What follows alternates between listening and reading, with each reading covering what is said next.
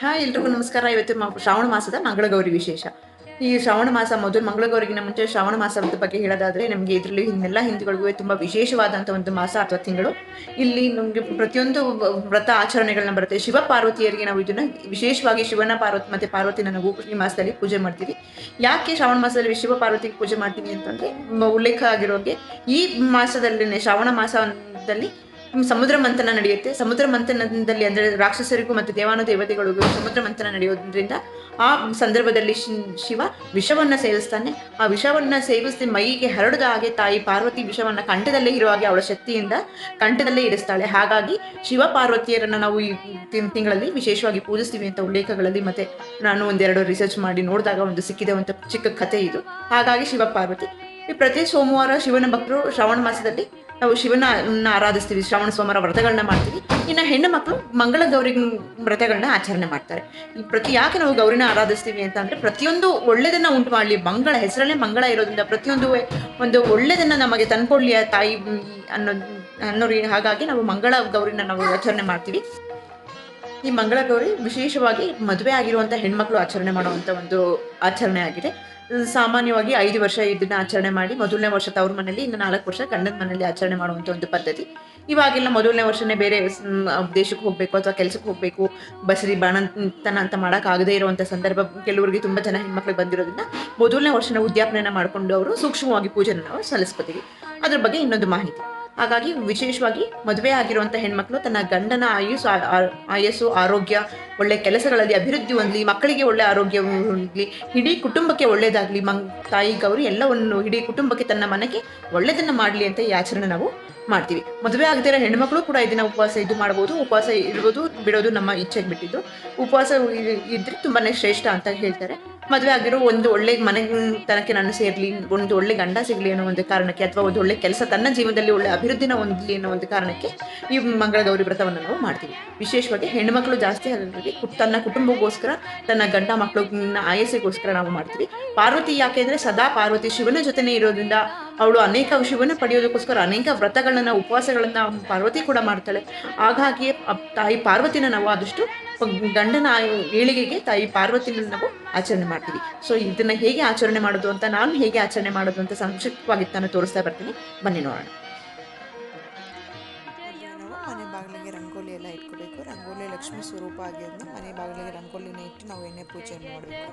ಮೊದಲಿಗೆ ಒಂದು ತಟ್ಟೆಯಲ್ಲಿ ಹಾಕಿ, ಒಂದು ಚಂಬಲ್ಲಿ ನೀರನ್ನು ಹಾಕಿ, ₹1 ಕಾಯಿನ್ ಹಾಕಿ, ಒಂದು 4 ಅಕ್ಷತೆ ಕಾಳನ್ನ ನಾವು ಅದರೊಳಗೆ ಹಾಕಿ, ನಂತರ ನಾವು ಅದಕ್ಕೆ 3 ವಿಳೆದೆಲೆನ ಇಡಬೇಕು. 3 ವಿಳೆದೆಲೆ, ಒಂದು ಕಾಯಿನ ಇಟ್ಟು, ನಂತರ ಗೌರಿ ಮುಖವಾಡ ಅಥವಾ ನಿಮ್ಮ ಹತ್ರ ಯಾವ ಮುಖವಾಡ ಇದೆ ಆ ಮುಖವಾಡನ ಇಡಬೇಕು. ಮುಖವಾಡ ಇಲ್ಲದಿರೋರು ಅರ್ಶಿನದ ಗೌರಿನ ನೀವು ಮಾಡ್ಕೊಬೋದು. ಆ ಚೆಂಬಿಗೆ ಪ್ರತಿ ಮಂಗಳ ಗೌರಿ ಸೂಕ್ಷ್ಮವಾಗಿ ನಮಗೆ ಸೀರೆ ಉಡ್ಸೋಕ್ಕೆ ಟೈಮ್ ಇಲ್ಲ ಅನ್ನೋದು ಈ ರೀತಿ ಮಂಗಳ ಗೌರಿನ ತಂದು ನೀವು ಹಾಕ್ಕೋಬಹುದು. ಆವಾಗ ನಮಗೆ ಕೆಲಸಕ್ಕೆ ಹೋಗೋರಿಗೆಲ್ಲ ಇದು ತುಂಬ ಸುಲಭ.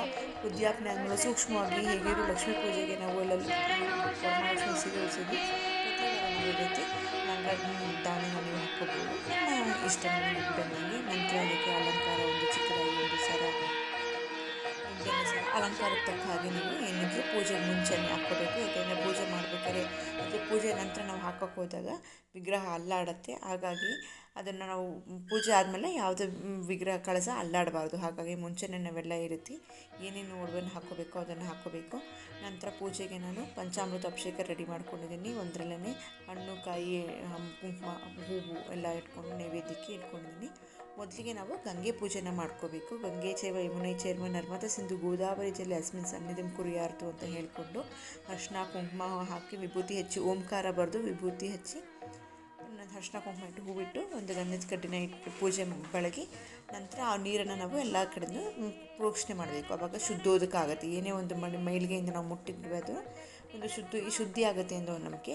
ನಂತರ ಮೊದಲನ ಪ್ರಾಮುಖ್ಯತೆ ಗೌರಿ ಪೂಜೆಗೂ ಮುಂಚೆ ಗಣಪತಿಯ ಪೂಜೆ. ಎಲ್ಲದಕ್ಕೂ ಮೊದಲಿಗೆ ವಿಘ್ನೇಶ್ವರನ ಪೂಜೆನೇ ಆಗಬೇಕು. ಹಾಗಾಗಿ ಮೊದಲು ವಿಘ್ನೇಶ್ವರನಿಗೆ ಸ್ವಲ್ಪ ವಿಭೂತಿ ಭಸ್ಮ ಧರಿಸಿ, ಅರ್ಶಿನ ಕುಂಕುಮ ಗಂಧ ಇಟ್ಟು, ಹೂವನ್ನು ಇಟ್ಟು, 4 ಅಕ್ಷತೆ ಕಾಳನ್ನ ನಾವು ಹಾಕಬೇಕು. ಮತ್ತು ಪಂಚಾಮೃತ ಅಭಿಷೇಕ, ಹಾಲು, ತುಪ್ಪ, ಮೊಸರು, ಜೇನುತುಪ್ಪ, ಸಕ್ಕರೆ ಇಷ್ಟನ್ನು ನಮ್ಮ ಒಂದೇ ಲೋಟಕ್ಕೆ ನಾನು ಹಾಕ್ಕೊಂಡಿದ್ದೀನಿ. ಒಂದು 3 ಸತಿ ಓಂ ಗಣೇಶಾಯ ನಮಃ ಅಂತ ಅಂದ್ಕೊಂಡು ಒಂದು 3 ಸತಿ ಗಣೇಶನಿಗೆ ಚಿಕ್ಕದಾಗಿ ಒಂದೇ ಹನಿ ನೀವು ಏರ್ಕೊಂಡ್ರೆ ಸಾಕಾಗುತ್ತೆ. ನಂತರ ಮತ್ತೆ ಶುದ್ಧೋದಕನ ಅರ್ಪಿಸ್ಬಿಟ್ಟು ನೀವು 4 ಅಕ್ಷತೆ ಕಾಳನ್ನ ಹಾಕಬೇಕಾಗತ್ತೆ. ನಂತರ 5 ಸತಿ ನೀವು ಅಕ್ಷತೆ ಕಾಳನ್ನ ಗಣೇಶ ನಮ, ವಕ್ರತುಂಡಾಯ ನಮ, ಗೌರಿಪುತ್ರಾಯ ನಮ, ಸ್ಕಂದಗ್ರಜಾಯ ನಮ, ವಿಘ್ನೇಶ್ವರ ನಮ ಅಂತ ಹೇಳ್ಕೊಂಡು 5 ಸತಿ ಗಣೇಶರ ಪೂಜೆ ಆದಮೇಲೆ ನಂತರ ನೀವು ಗೌರಿ ಪೂಜೆನ ಮಾಡಬೇಕು. ಮತ್ತು ಯಥಾ ಪ್ರಕಾರ ನಾನು ಸೂಕ್ಷ್ಮವಾಗಿ ಈ ರೀತಿ ಮಾಡ್ತೀನಿ. ನಿಮಗೆ ಬೇಕಾದ ಹೆಚ್ಚಲ್ಲಿ ನಿಮ್ಮ ಇಚ್ಛೆಯಾಗಿ ಮಾಡ್ಬೋದು. ವಿಭೂತಿ ಹಚ್ಚಿ ಮೊದಲು ದೇವರನ್ನ ಒರೆಸ್ಕೊಂಡು ವಿಭೂತಿ ಧರಿಸಿ ಅರಿಶಿನ ಕುಂಕುಮನ ಇಟ್ಟು ಮಾಂಗಲ್ಯಕ್ಕೂ ಎಲ್ಲ ಪ್ರತಿಯೊಂದು ಅರಿಶಿನ ಕುಂಕುಮನ ಇಟ್ಟು 5 ಸತಿ ನಾನು ಇಲ್ಲಿ ಓಂ ಮಂಗಳಗೌರಿಯೇ ನಮಃ ಅಂತ ಅಂದ್ಕೊಂಡು 5 ಸತಿ ನಾವು ಶ್ಲೋಕ ಸರ್ವಮಂಗಳ ಮಂಗಲ್ಯ ಶಿವೆ ಸರ್ವಾರ್ಥ ಸಾಧಕಿ ಶರಣ್ಯೇ ತ್ರ್ಯಂಬಕೆ ದೇವಿ ನಾರಾಯಣಿ ನಮೋಸ್ತುತೆ ಅಂತ ಮೊದಲನೇ ಒಂದು ಸ್ತೋತ್ರ.